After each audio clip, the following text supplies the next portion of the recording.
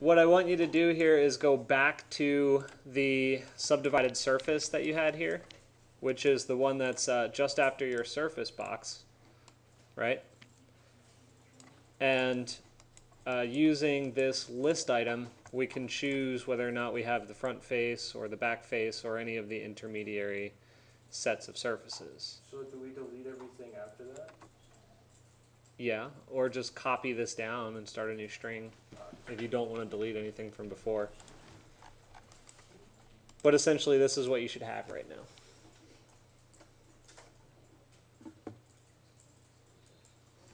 Even this, the buff, right? There's a sunspot, and I can't read. Yeah, I know, it's messing everything up. There's a sunspot? Oh, yeah, sorry. Here you go. It's up there. It's coming from over there. Light it on fire. Okay, so from this point, we need a couple of things. You notice here that we have the list item, which gives us our selection of faces.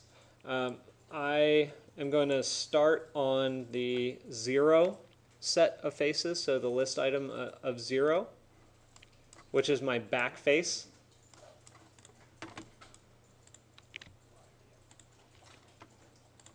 And I'm going to plug in, because I've got, well, no, it's fine. I'll just go right off of this. I'll move this down a little bit because I'm going to be making a couple links off of it eventually, maybe.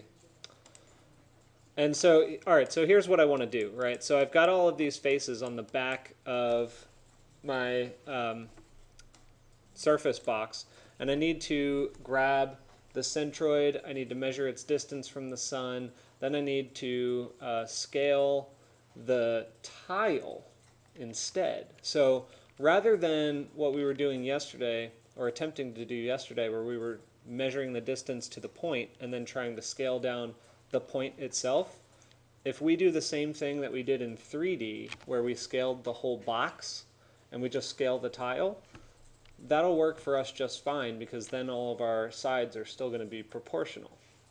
So that'll basically do the trick, and then we can deconstruct it and get the vertices, and that looks like this. Above this definition, you should have your scale definition. I think it's oh, where was that? These are my failed attempts, I believe.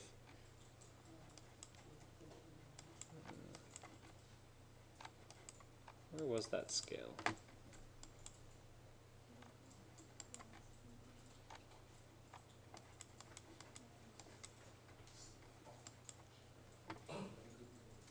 No, that was the bad one. All right, well, we'll just reconstruct it here. So off of the faces, I need to scale the distance. I need to reparameterize, I guess, the distance of each of the centroids of these faces to the sun. So if you recall, or the attractor point, I accidentally deleted mine, so I'm going to reset it. So I'm going to set one point to that attractor. I'm going to rename this and call it sun. You can leave it point if you want. And I need to evaluate surface, or not evaluate surface, deconstruct BREP on the list item, which is this list of surfaces. So when you turn list item off and you leave deconstruct BREP on, you'll see that after plugging in under surface analysis the area and connecting it to faces, we have our centroid. And that's not new. Yes? For the sun, is just the point, right? You're Yep. assigned the point? The sun is just the point. The same point from the other surface, right? Yeah. Yeah, you could borrow it from above.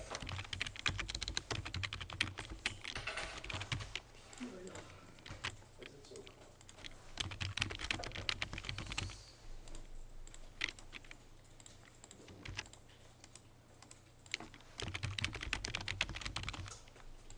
All right. So then from that point, we need to actually measure the distance between these two, and that's done using closest point. So when you go to vector and point, pull in closest point, And the P value is asking, or the P input is asking for the singular point to search from, or it could be multiples, but for us that would be the sun. And then the points to search to is C, that's the cloud of points.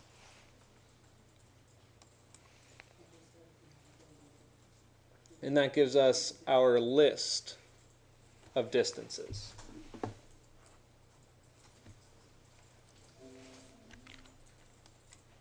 So now our objective is to scale. So I'm going to go to transform, affine, scale, and drop that in.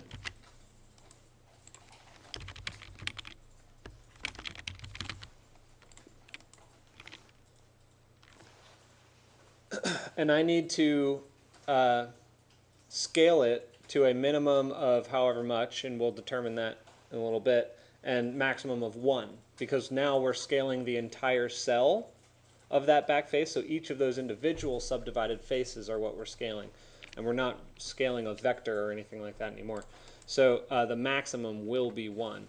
And if you recall, when you go into scale, you have to find the domain and then remap the domain. And those take this form. Remember, bounds will measure the minimum and maximum. And also under math domain, remap.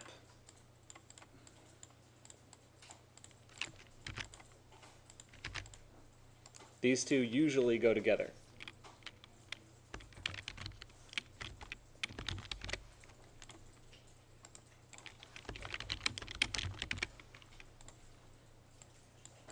Now, boundary for us is going to be the minimum distance from the sun and the maximum distance from the sun.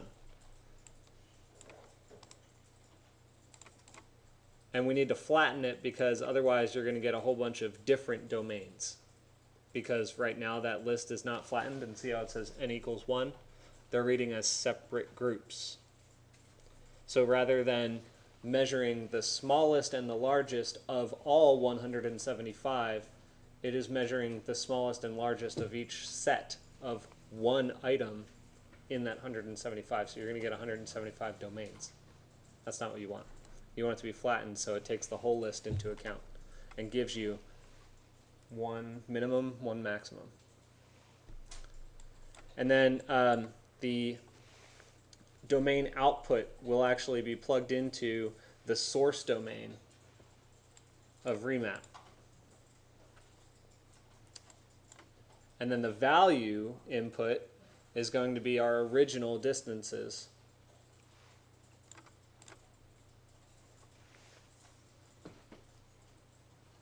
And then we have to override the target domain. So for me, and for this exercise, we probably don't want to have a target domain of 0 or close to 0. You probably want it to be something still kind of significant, like a 0.25. So let's do a construct domain so we can play with it. Under math, domain, construct domain,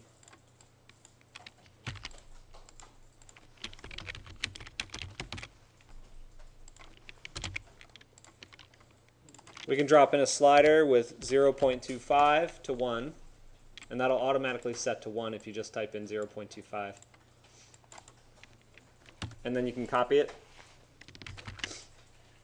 plug that into B, and pull it all the way up to 1, and then plug that into the T.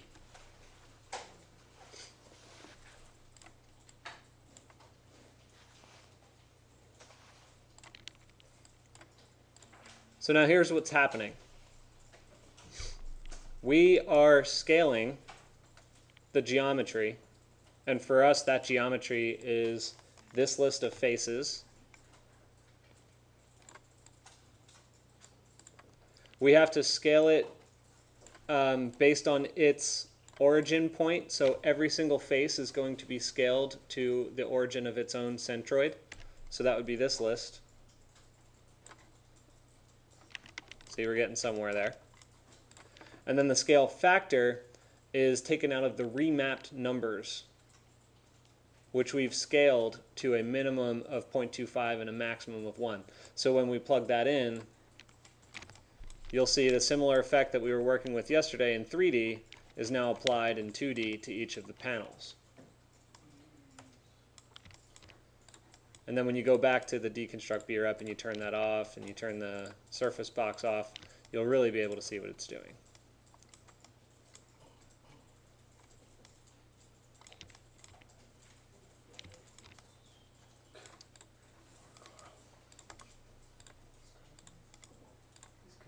And also, if you are not a fan of having so much open space in the middle, you can change your domain start to something a little closer to its end, and then the fenestration becomes less sparse.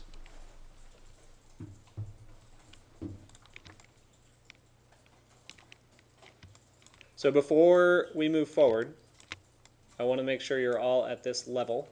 So I'm going to come around and make sure you're all up there. Does anyone have any questions right now? Yes. Yesterday when you did something with the T on the remap, you changed the value. You said to change it to 0 point something. 0.01, because if you're scaling something by a factor of 0, it can't create that geometry anymore because it doesn't exist. Okay, so we don't have to do it in this case? No, because you don't have to do it in this case because I've overridden the domain start with a 0.45 Okay. or whatever I set it to. All right.